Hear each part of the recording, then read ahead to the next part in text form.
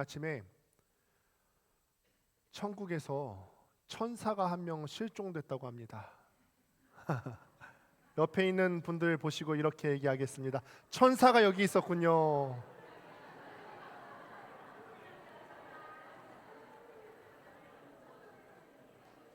천사 같으십니다. 다 한 분 한 분이 천사가 실종된 천사가 다 여기 모여 있습니다.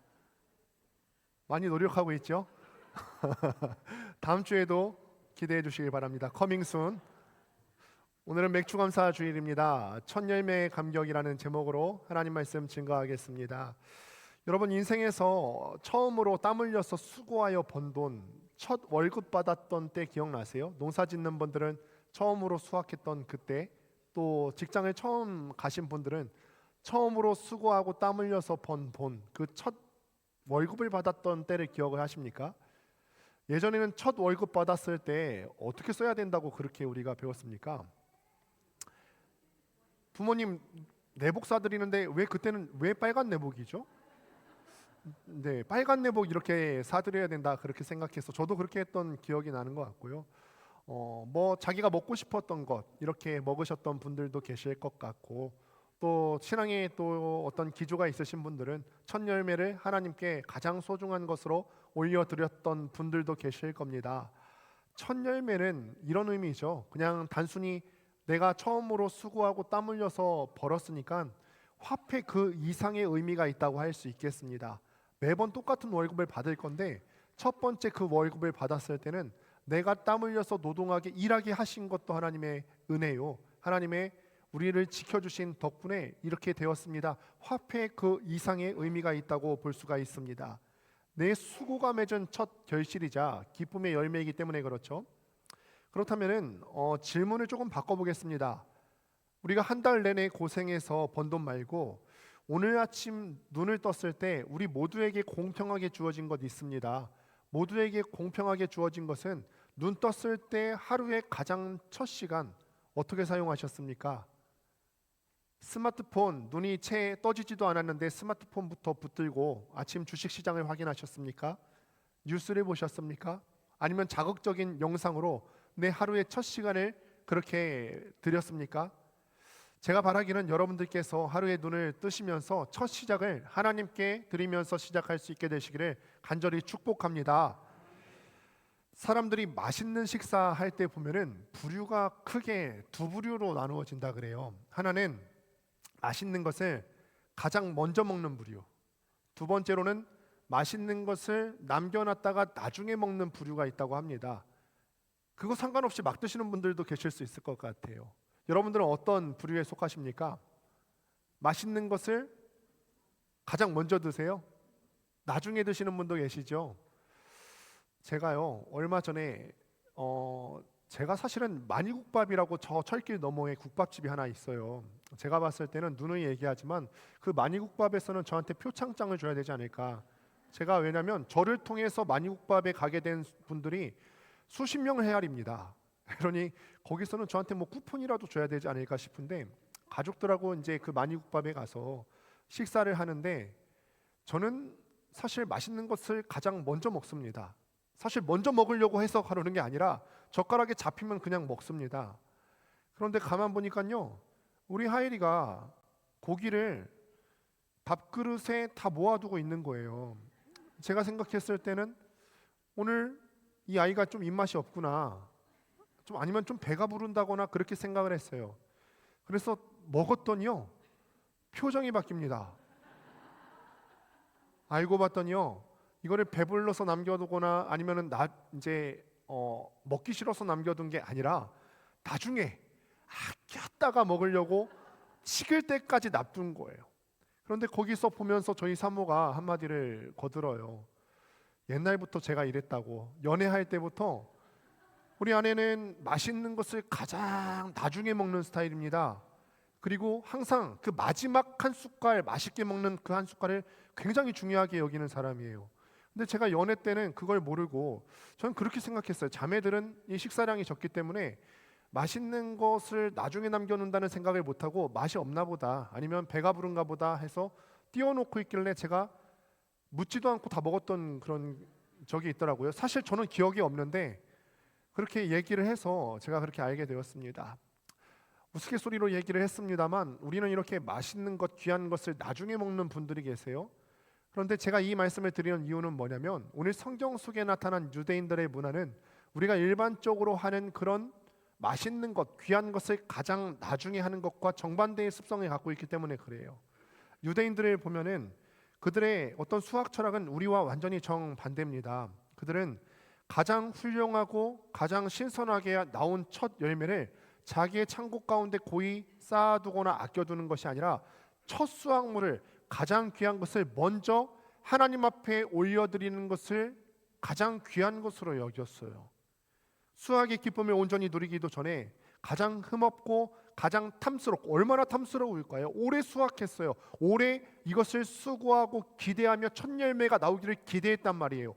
그러니까 기다렸던 만큼 이 첫 열매를 자기가 취하고 싶었던 그 마음이 가득했을 겁니다. 먹고 싶은 욕심이 가득했을 거예요. 그런데 이 사람들은 이거를 내 욕심을 위해서 창고에 쌓아두는 것으로 여기지 않고 하나님께 가장 먼저 귀한 것을 바치는 것으로 그들의 신앙을 증명했다라는 것입니다. 왜 그랬을까요? 오늘 말씀의 제목처럼 그들에게는 하나님께 드리는 첫 열매의 감격이 있었기 때문에 그렇습니다. 그래서 오늘 출애굽기 23장 속으로 우리가 함께 들어가서 그 감격에 대해서, 그 기쁨에 대해서 함께 나눌 수 있게 되기를 소망합니다. 먼저 오늘 본문 출애굽기 23장 16절 상반절 이렇게 말씀합니다. 화면을 보시고 함께 읽어보겠습니다. 시작. 맥주절을 지키라. 이는 내가 수고하여 밭에 뿌린 것의 첫 열매를 거둠이니라. 아멘. 우리가 이 구절을 보면서 그 전까지는 이스라엘 사람들이 크게 중요하지 않았던 단어를 하나 보게 됩니다. 그 단어가 뭐냐면 수고하여라고 하는 단어예요. 수고하여. 이 단어를 우리가 주목해야 되는 이유는 뭐냐면 이전까지는 이스라엘 사람들에게 이 수고하여 단어는 별 의미가 없었거든요. 왜 그랬습니까? 왜 그랬을까요? 광야 40년 동안 이스라엘 사람들이 농사를 지었습니까? 안 지었습니까? 안 지었어요. 그러면 그들은 어떻게 해서 그들의 먹을 것을 챙겼죠? 수고해서 농사지어서 그들의 먹을 것을 얻은 게 아니라 그저 아침에 나가서 하늘에서 떨어지는 만나를 수거해서 오면 되는 것이지 그들이 수고롭게 땅을 기경해서 농사를 짓는 그런 문화가 아니었다는 거죠. 하나님이 거저 내려주시는 만나를 죽기만 하면 됐던 것이었고 노동이 전혀 없는 은혜의 삶을 이스라엘 사람들이 그 전에 광야 40년 동안 누리고 있었어요. 그런데 가나안 땅, 약속의 땅으로 들어오면서 그들의 문화 자체가 완전히 바뀌게 되었습니다. 어떻게 바뀌었습니까? 이제는 그들이 그냥 나가서 광야에서 만나를 줍기만 하면 되는 것이 아니라 그들의 수고가 필요해졌어요. 수고하여. 이 수고라는 단어가 그들의 삶 가운데 들어오기 시작했다는 거죠. 거친 땅이 있으면 거친 땅이 자연스럽게 기경되지 않습니다. 그들이 직접 나가서 척박한 땅을 기경해야 되고 또 그렇게 골을 만들어야 되고 거친 돌을 골라내야 되고 때가 되면 물도 주고 곡식을 가꾸어야 되는 수고로움이 그들의 삶 가운데 들어오게 되었다라는 거예요. 그러니까 신앙의 양식이 바뀐 거죠. 이전에는 어떤 하늘만 쳐다보는 어떤 은혜의 그런 신앙이었다면 광야의 신앙에서 이제는 땅을 파고 치열하게 노동해야 되는 현실의 신앙으로 넘어가게 되었다라는 것입니다. 그러니까 유목민이었던 이 사람들을 한번 생각해 보시는 거예요. 여러분, 일 안 하던 사람이 갑자기 일하면 얼마나 힘들까요? 얼마나 힘드세요? 여러분 그래 본 적이 있으세요? 지금까지 휴가 기간을 좀 길게 보냈어요. 한 주간 길게 보내다가 다시 일터 현장으로 복귀하면 여러분 느낌이 어떠세요? 유달리 힘든 것 같아요. 저도 좀 쉬고 나서 다시 또 목회 현장으로 복귀하게 되면은 그 다음 한 주간은 좀 힘든 것 같은 느낌이 들거든요. 그런데 이스라엘 사람들은 이것보다 훨씬 힘들죠. 그들은 40년 동안 노동이라고는 해본 적이 없는 사람들이에요. 40년 동안 농사 짓는 일이라고는 해본 적이 없는 그런 사람들이었다고요. 그런데 일을 모르던 사람들이 갑자기 농사를 지어야 한다니까 그들의 삶 가운데 얼마나 수고로움이 있었겠습니까? 그런데 우리의 일상생활에서도 이런 뼈를 깎는 노력들을 참 많이 보게 됩니다. 에어컨을 이제 켜주시면 될 것 같아요. 뼈를 깎는 노력들을 많이 보는데 얼마 전에 그런 사진을 본 적이 있습니다. 특별히 택배 기사 하시는 분들 참 많이 수고롭습니다. 뭐 모든 직업들이 다 힘들게 일하시겠지만 더군다나 이 더운 여름날 우리가 어제도 뮤지컬을 보며 가면서 생수를 주문해서 이렇게 시켰는데요. 특히 생수를 무겁게 지고 이고 나르는 그들의 모습을 보면서 얼마나 힘들까 이런 생각들을 많이 해보게 돼요. 그러면서 한 사진을 본 적이 있는데 그 택배 기사 분들께서 하나라도 더 나르기 위해서 수익을 얻기 위해서 식사 시간에 따로 마련하지도 못하고 계단에 앉아서 삼각김밥을 땀 닦으면서 먹는 그런 사진을 본 적이 있어요. 참 수고로운 일상입니다. 이거는 단순하게 밥 한 끼가 아니라 가족들을 먹여 살리기 위해서 이 치열한 삶의 무게를 보여주는 사진 한 장이라고 그렇게 여겨졌어요. 또한 멀리 갈 곳도 없습니다. 우리네 부모님들 어떻습니까? 여러분들을 지금껏 이 자리에 있게 하기까지 우리 부모님들의 헌신과 노동과 수고가 있지 않았습니까? 예전에는 농사 짓는 분들이 많으셨는데 우리들 자녀들을 먹이시기 위해서 이른 아침부터 나가서 농사 지으시고 우리 부모님들의 구부러진 손과 거칠어진 손을 보면서 우리의 마음이 쨍해지는 그런 마음이 있지는 않으셨어요? 우리는 이런 수고의 현장을 너무나 쉽게 볼 수 있었죠. 여기서 끝이 아닙니다. 우리 청년들도 한번 보십시오. 또 늦은 시간까지 야근해 가면서 직장 생활하는 우리 청년들 모습 볼 수 있고요. 취업을 준비하는 사람들은 낮에는 그렇게 알바하고 또 밤에는 취업하기 위해서 늦게까지 공부하는 우리 청년들의 굽은 어깨를 바라보게 됩니다. 뿐만 아니죠. 우리 자영업자 하시는 분들 어떻습니까? 마음 같아서는 우리가 하는 일들마다 자빵빵 터졌으면 좋겠는데 식당을 열면서 손님들이 메워 찼으면 좋겠는데 밤늦도록 손님은 없지만 빈 테이블을 계속해서 닦아가면서 수고롭게 노력하시는 그들의 모습을 보게 됩니다. 모든 사람들이 다 수고하고 애쓰고 노력하고 있습니다. 이런 고단한 삶 가운데서 우리는 종종 영적인 어둠에 빠지곤 합니다. 어떤 어둠에 빠지냐면 내 삶이 너무 고달프고 너무 막막하니까 우리가 하나님을 원망하기 시작하는 거예요. 하나님께서 이런 수고로운 내 삶을 아십니까? 나는 하나님이 사랑의 하나님이시고 나를 돌보시는 하나님으로 지금껏 배우고 지금껏 알고 있었는데 하나님, 지금 내가 힘들어하고 고단한 내 삶의 눈물을 알고 계세요? 지금 나는 내 삶이 이만큼 올라갈 것이라고 기대하고 또 목표치를 정해놓고 달려가고 있는데 하나님께서 내 수고로움을 아십니까? 내 눈물을 아십니까? 이런 고단함을 아십니까? 내 고통을 몰라주시는 하나님께서 정말 사랑의 하나님이 맞으세요? 우리가 이렇게 따져 물을 때가 있습니다. 원망의 화살을 막 쏘아 올리는 거죠. 아무리 눈물로 기도해도 응답이 없는 것 같고 내가 흘리는 땀방울이 떨어지는데도 불구하고 땀방울이 아무 소용없는 것 같아요. 하나님께서는 내 아픔에 관심이 없으시다라는 깊은 서운한 그런 영적인 어둠이 내 영혼에 잠식해 들어올 때가 있어요. 그러나 성도 여러분, 우리가 하나님을 오해하고 원망하며 주저앉아 있었던 그 컴컴한 순간에도 여러분 기억하시길 바랍니다. 주님께서는 우리의 눈물과 땀방울과 그 깊은 고심함을 전혀 외면하지 않으셨습니다. 주님께서는 여러분들의 부르튼 손과 이마에 흐르는 땀방울을 세상 그 누구보다 가장 잘 아시는 분이십니다.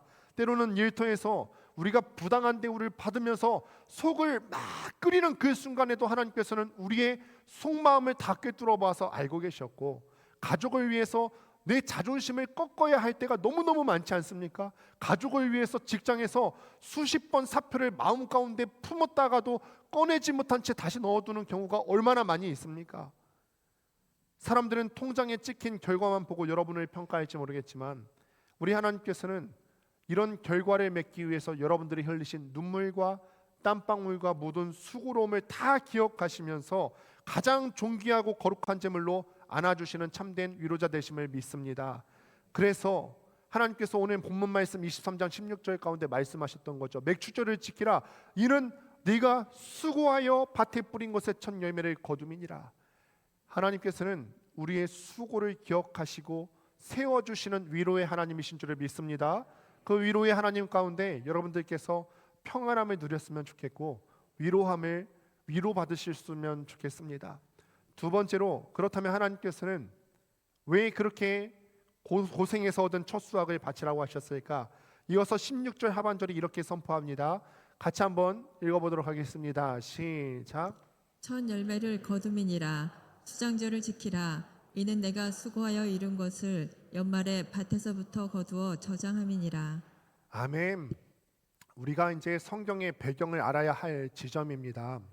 이스라엘 사람들이 들어간 가나안 땅은 그 이전에 살았던 애굽 땅과는 전혀 다른 풍토를 갖고 있었어요. 애굽 땅은요, 사실은 어떤 천수답 형태가 아니었거든요. 그들에게는 언제든지 농경 생활을 위해서 물을 끌어다 쓸 수 있는 나일강이라고 하는 젖줄이 있었고, 또 세계 여러 나라들을 보면은 농업이 발달한 지역들을 보면은 강을 끼고 발달한 경우가 많았습니다. 혹은 이런 지리적인 어떤 단점을 메우기 위해서 우리나라도 여러 가지 옛날에는 보가 파여져 있었고 저수지 같은 것들을 마련해서 우리가 항시 농업용수로 사용하지 않았습니까? 그런데 가나안 땅은요, 비가 오는 때가 정해져 있었고 평상시에는 건기가 계속됐던 나라기 때문에 이런 어떤 우물을 저장한다거나 아니면 저수지를 만들어서 저수를 하거나 아니면 큰 강이 있는 그런 나라가 아니에요. 이런 가나안 땅의 보통의 농경지의 형태는 천수답이었습니다. 하늘천, 물수, 이제 밭답 이렇게 써갖고 논답을 써서 하늘에서 내리는 비에 절대적으로 의존해야 되는 농경 형태를 갖고 있었어요. 그러니까 성경 말씀에 보면은 이른 비와 늦은 비가 나오죠. 그러니까 농경 시작하기 전에 내리는 비가 그들에게는 굉장히 중요한 비였던 것이고, 마칠 때쯤 수확할 때쯤 내리는 늦은 비가 이스라엘 농경 문화에서 굉장히 중요한 비였다라는 거예요. 이런 천수답의 형태인 이 가나안의 농경 문화에서 그들에게 적절하게 내리는 비는 굉장히 중요한 거였어요. 그러니까 이스라엘 사람들이 어떤 생각을 하냐면, 이전에 가나안 사람들을 보면은 그들이 바알 신을 섬긴단 말이죠. 그런데 이 바알 신이 무엇을 주관하는 신이었습니까? 폭풍과 비를 주관하는 신으로 알려져 있어요. 그러니까 이스라엘 사람들의 마음이 혹한 거예요. 지금까지 광야 40년 동안 그들을 하나님께서 이끌어 오셨지만 광야에서의 하나님은 광야에서의 하나님이시고, 우리가 가나안 땅에 왔으니 가나안의 농경 문화를 주관하는 폭풍의 신인 바알을 섬겨야 된다. 이 폭풍의 신인 바알을 섬겨야 우리가 농사를 잘 지을 수 있다. 이렇게 생각하기 시작했다라는 거죠. 그래서 그들은, 가나안의 원주민들은 농사가 잘 되기 위해서 바알 신전에 나아가서 구구절절 바알 신전에서 제사를 드리고 비를 구걸했습니다. 하나님께서 바로 이스라엘 사람들에게 첫 열매를 드리라고 한 의미가 바로 여기 있습니다. 이거는 가나안의 탐욕스러운 세속 문화에 대한 영적인 전쟁이라는 거예요. 이스라엘 사람들은 첫 열매를 하나님께 올려드리면서 이렇게 고백하는 거예요. 하나님, 제가 지금 이 첫 수확한 것을 하나님께 올려드리는데 이 첫 수확한 것은 바이신이 우리에게 준 거 아닙니다. 내가 수고해서 내 땀방울 흘려서 얻은 것 아니고, 내가 잘나서 이 첫 수확물을 얻은 것 아니고, 이거는 전적으로 하나님께서 우리에게 주신 은혜입니다. 이 의미를 담아서 하나님께 첫 열매를 올려드렸다라는 거예요. 바이실 때문에 그런 것 아니고요, 내 능력 때문에 그런 것 아니고요, 이건 영적인 문제예요. 내가 교만해서 내 지식으로 내 능력으로 얻은 것 아니라는 거예요. 하나님의 은혜로 우리가 이렇게 하나님께서 주신 것들을 누릴 수 있게 되었다. 그 의미로 하나님께서 맥주감사절 이 첫 열매를 하나님께 드리라고 하신 것입니다. 근대 의학의 아버지로 불리는 프랑스의 유명한 외과 의사였던 앙브로아즈 파레라고 하는 사람이 있어요. 이 파레라고 하는 의사 선생님이 참 존경받는 명의였어요. 이제 전쟁터에서 수많은 사람들이 부상당해서 이 파레라고 하는 사람이 수술을 집도하기 시작하면 많은 사람들이 그의 손길을 통해서 상처가 치유되고 완쾌되는 그런 놀라운 일들을 많이 경험하게 됩니다. 소문났겠죠. 그런데 이런 파레라고 하는 사람이 수술실 옆에다 이런 글귀를 적어 놓았습니다. 같이 한번 보실까요? 나는 상처를 싸매었을 뿐이고 병을 낫게 하신 분은 하나님이시다. 사실 우리 장로님도 여기 계시지만 장로님께서 우리 치료하실 때 항상 기도하고 치료하십니다. 그러시죠, 장로님? 네, 장로님께서 기도하고 치료를 하십니다. 왜냐하면 우리는, 사람 의사는 수술을 잘할 수 있는 기술은 있을 수 있습니다. 어떤 병에 대한 의학적인 지식은 있을 수 있습니다.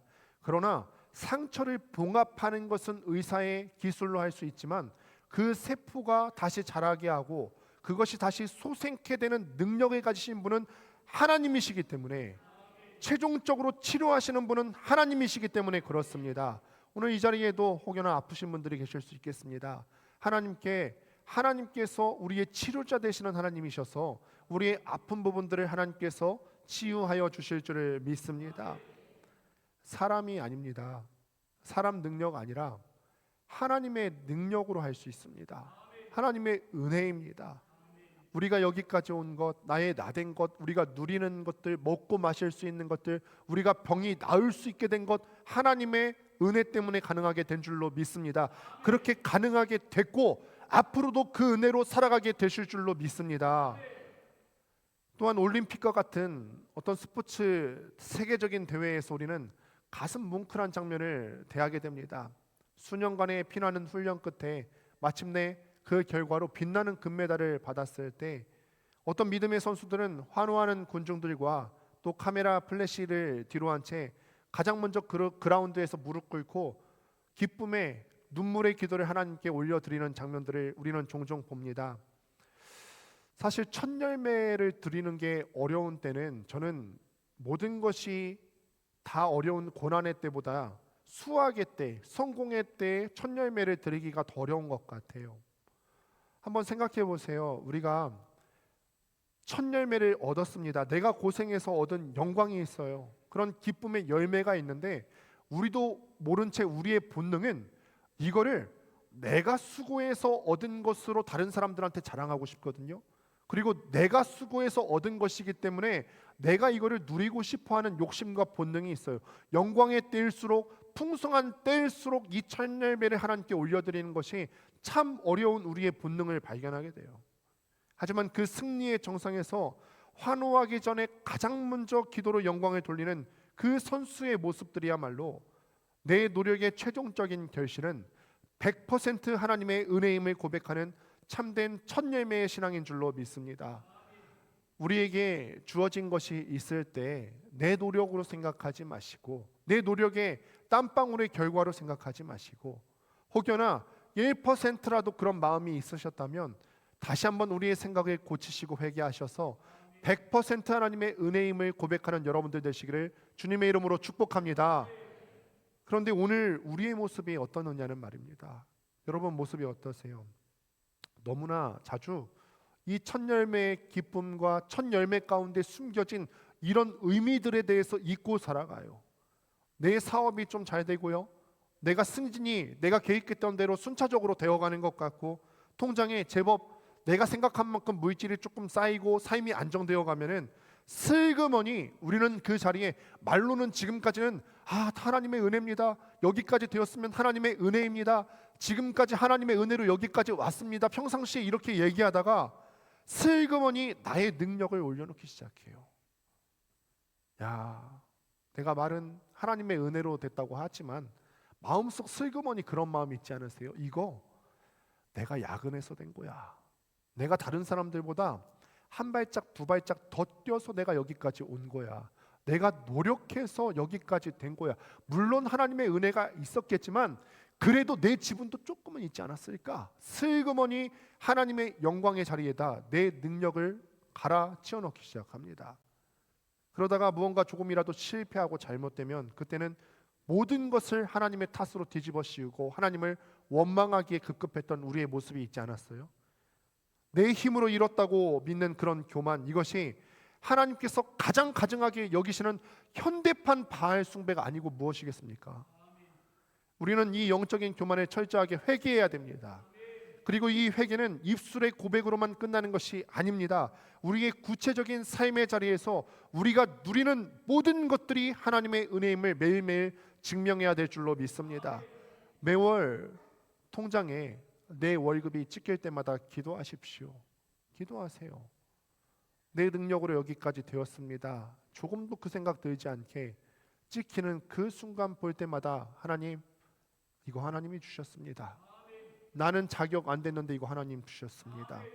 하나님, 이번 달에도 하나님께서 나에게 일할 건강 주셔서 감사하고 일할 수 있는 기회, 일할 수 있는 직장 주셔서 감사를 드립니다. 소리내서 고백하시길 바랍니다. 사업의 중요한 계약이 성사되었을 때 이거를 사람과 가족 앞에 자랑하기보다 먼저 하나님께 조용히 머리를 숙여서 하나님, 나는 능력 없고 나는 매력 없지만 하나님께서 이 중요한 계약을 성사되게 하셨습니다. 이 또한 하나님의 은혜입니다. 자녀가 좋은 성적 받아오거나 취업의 문을 통과했을 때도 야, 내가 학원비 얼마나 썼는데, 내가 얘 뒷바라지를 얼마나 했는데, 이런 생각이 조금이라도 들거든 회개하십시오. 아닙니다. 하나님이 우리 아이의 발걸음을 인도하셨구나. 하나님께서 우리 아이의 발걸음을 인도하셨구나. 온전히 주님을 인정하는 것이 바로 우리 삶에서 은혜로 맺은 결실을 고백하는 참된 신앙의 길인 줄을 믿습니다. 사랑하는 성도 여러분, 그렇다면 오늘 2026년도를 살아가는 이 맥주감사주의를 무엇을 어떻게 하나님께 올려드려야 되겠습니까? 우리는 지금 농경사회를 살고 있는 건 아니에요. 농경사회를 살고 있는 것은 아니지만 그렇다고 해서 하나님께서 우리의 첫 열매를 기대하지 않으시는 것 아닙니다. 하나님께서는 여전히 시간과 배경과 장소를 건너뛰어서 지금 2026년도 오늘을 살아가고 있는 여러분들에게도 첫 열매의 기쁨을 하나님께 드리기를 기대하고 계시는 줄로 믿습니다. 기다리고 계세요. 성경에서 이 일상의 첫 열매를 가장 치열하고 아름답게 드렸던 인물이 있어요.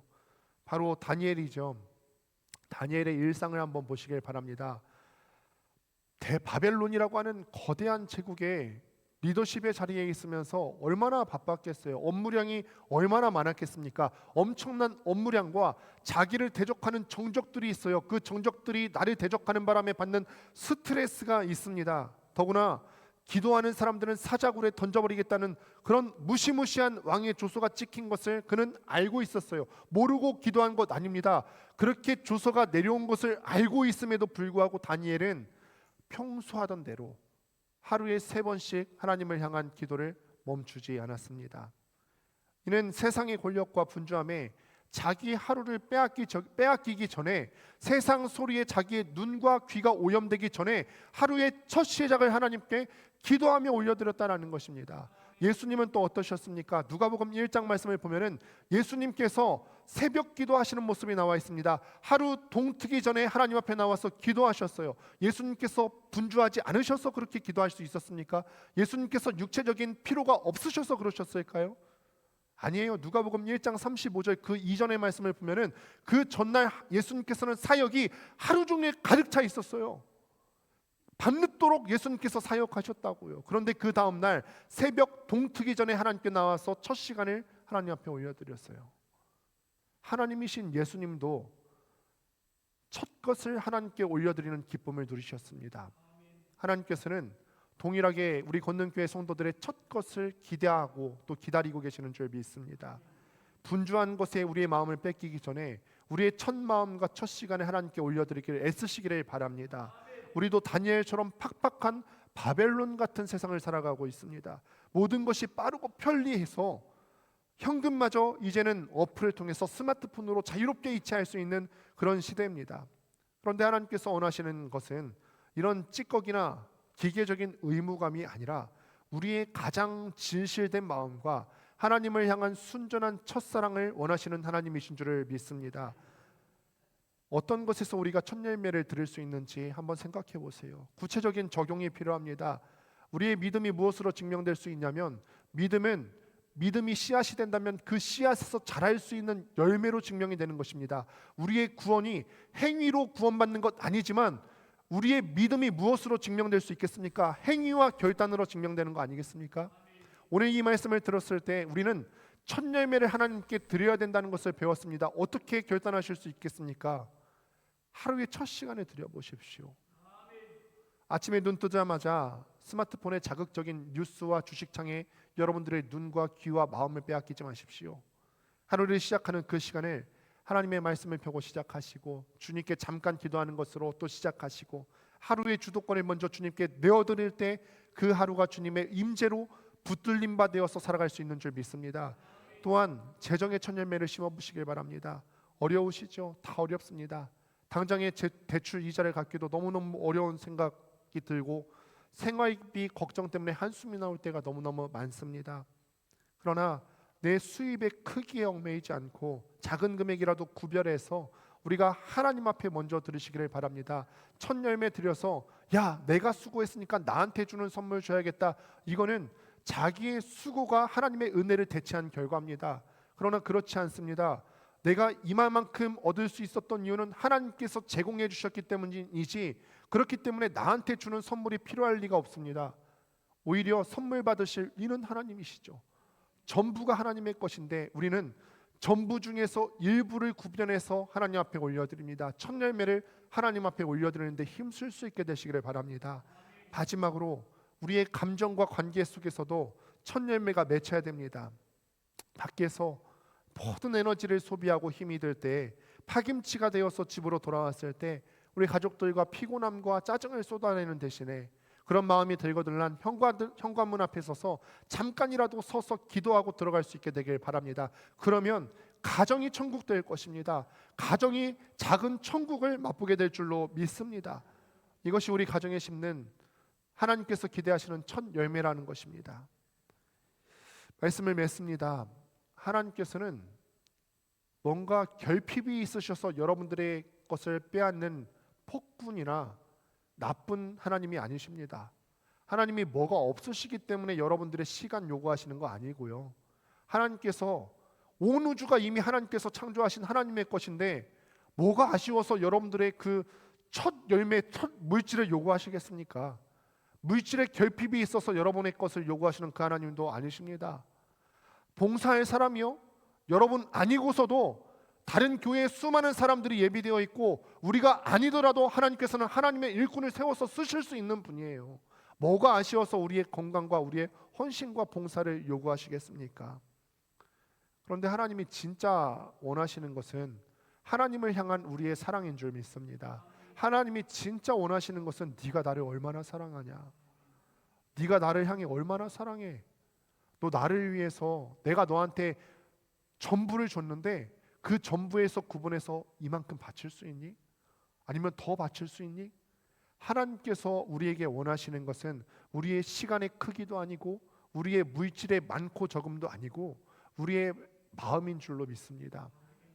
이제 의무감과 메마른 종교심으로 굳어져 버린 우리의 신앙을 되새겨 볼 수 있게 되길 바랍니다. 이 맥주감사절을 지나면서 첫 열매를 드렸던 이스라엘 사람들의 심정을 다시 한번 생각해 보시고, 이제는 영적인 전쟁입니다. 내 노력으로 여기까지 올 수 있었던 것 아닙니다. 하나님의 은혜로 여기까지 올 수 있었습니다. 1%도 내 노력이나 요행으로 여기까지 온 것 아니고 100% 하나님께서 여기까지 이끌어 주신 줄을 믿습니다. 앞으로도 그런 하나님의 은혜에 붙들려 살아갈 줄로 믿습니다. 그 고백으로 우리의 삶을 살아갈 수 있게 되시기를 주님의 이름으로 축복합니다. 하나님의 은혜를 생각하면 우리가 이 찬양을 떠올리지 않을 수 없습니다. 바로 손경민 목사님의 은혜라고 하는 찬양이에요. 가사가 이렇습니다. 내가 누려왔던 모든 시간이, 모든 것들이, 내가 걸어왔던 모든 순간이 당연한 것 아니라 하나님의 은혜였어. 우리 이 맥주감사절을 맞이하여서 우리에게 부어주신 하나님의 은혜를 다시 한번 기억하며 다 같이 일어나서 함께 찬양해 보시겠습니다.